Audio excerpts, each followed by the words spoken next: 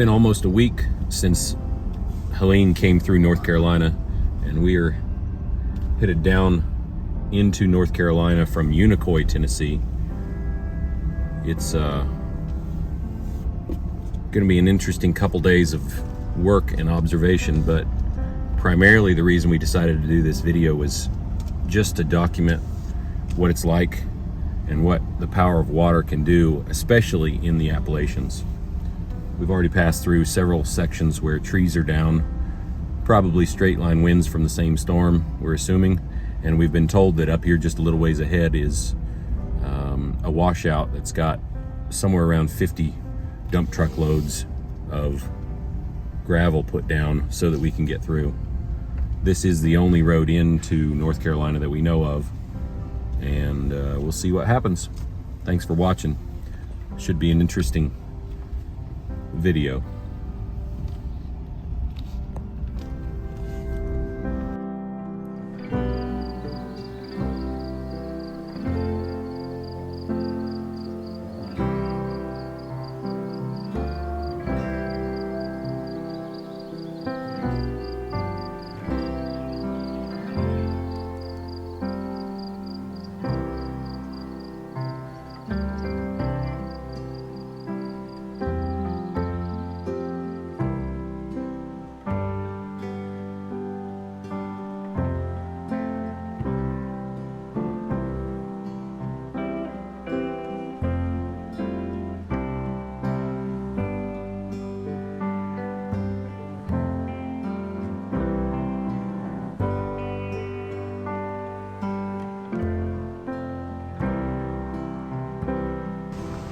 One of the comments on Facebook posted that North Toe, North Carolina, was one of the areas that was so badly affected and needed assistance.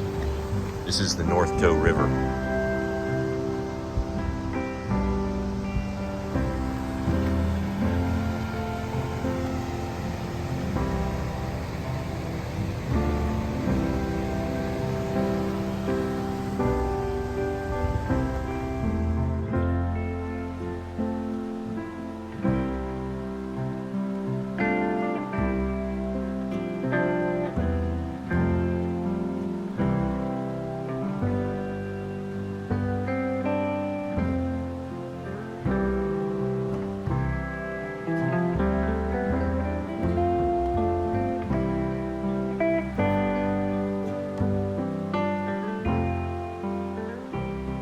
So we can tell as we pass through here, we're in the middle of mud on both sides. It looks like the water level was probably about 10 feet deep here and nothing but mud. We're coming into the Nolichucky River Basin, heading into North Carolina, and this is just the start of it.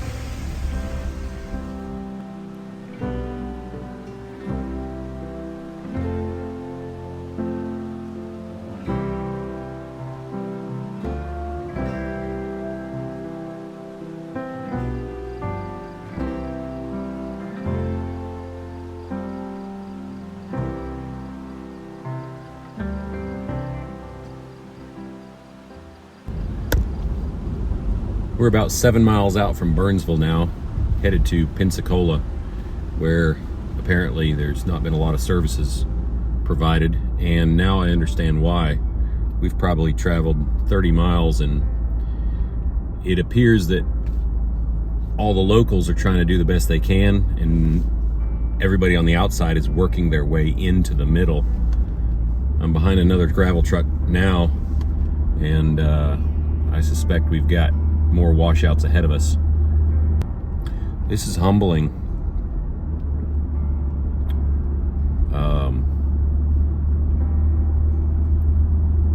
I think we'll be clearing driveways today, just trying to get people back to their houses or out from their houses so they can reconnect with the people around them. It's been nearly a week and it looks like it's just been a couple days.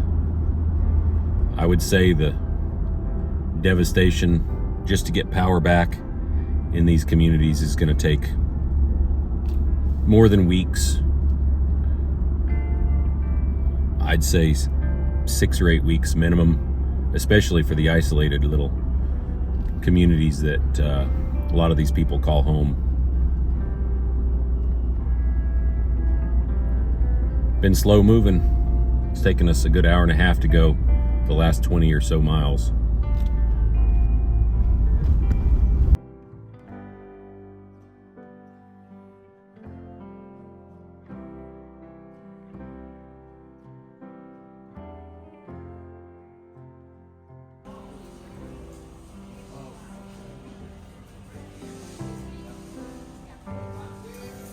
What we're thinking about doing is trying to get them a temporary driveway. The driveway was washed out there. Getting a temporary driveway put in here to reconnect to the driveway right around that hole over there where their truck is, and then they can get up in and out. Right now they've had to walk back and forth to town. So Bear and Daniel, I will see you guys tomorrow, I hope. Okay? Okay. Y'all be careful too. God bless you. So maybe we've got a plan for tomorrow. They've been stealing dirt and rocks out of here. Why's that? Oh, to rebuild this low spot. Oh, okay, so. Because that was actually about to break off right there. Okay, so what we'll do is we'll come in and around and we'll get as much as we can out of there. And maybe. Okay, cool. Peggy Burnett lives here. And she's got quite a story. She's got family all over this place, but look at that shed. All washed out underneath it.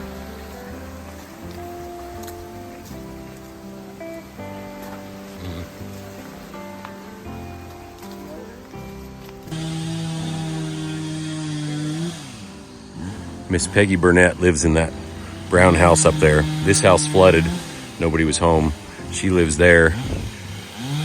Stream came down the side of her house, washed out underneath her shed, and she's not been able to get a vehicle out since. So this is gonna be our first project of the morning. Tough lady. Lives by herself after her husband passed away a year or so ago. This is pretty amazing.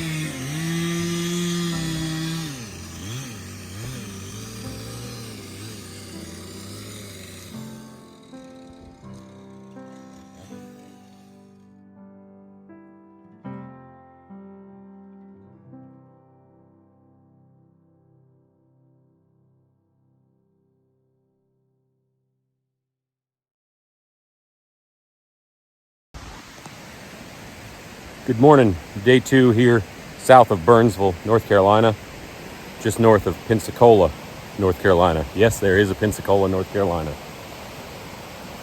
It's been an eye-opening experience so far. We did some cleanup this morning after having gotten a driveway back functional last night. But what I wanted to tell you is some of the stories I've heard. These people are tough. Starting south and working our way north.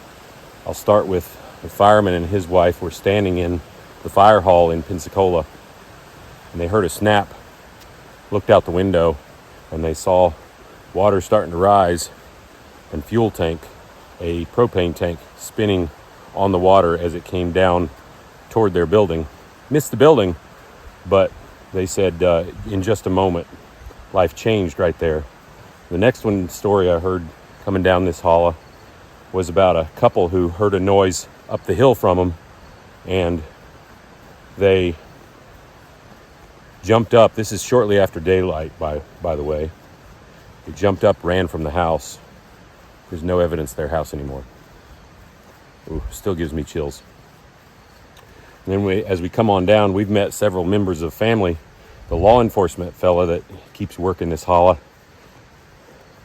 is so busy working he hasn't even worried about his own house, which he lost, and so did the 2 young men that were working with him. They lost their houses too.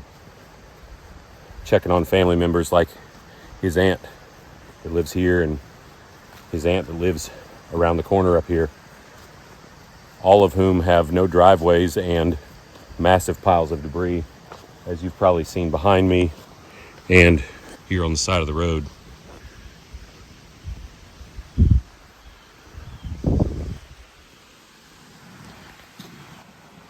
All told, they think there's approximately 30 people unaccounted for, and they've found a total of 4 bodies during search and rescue. And I heard yesterday that one of the greatest fears here is that this area will be forgotten. I would say the road in both directions is so compromised there won't be 2-lane traffic for 6 months at least, maybe a year, because it's so bad. Sounds like it's time to head out.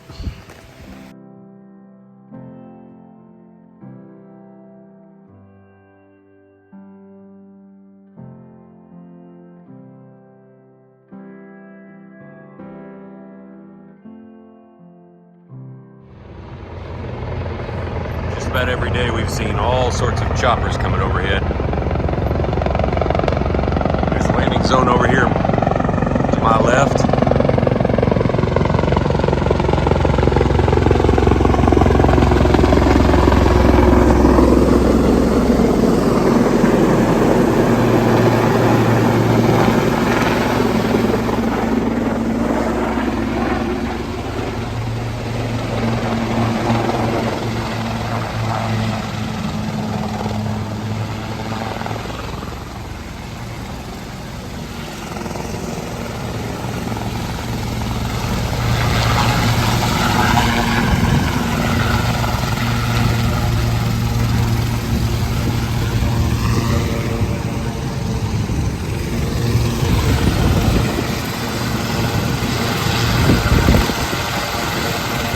In 24 hours, it's turned into a massive pile of water here and some food over there to all of this.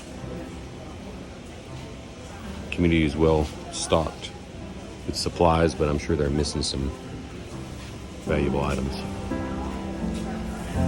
Hopefully the support continues.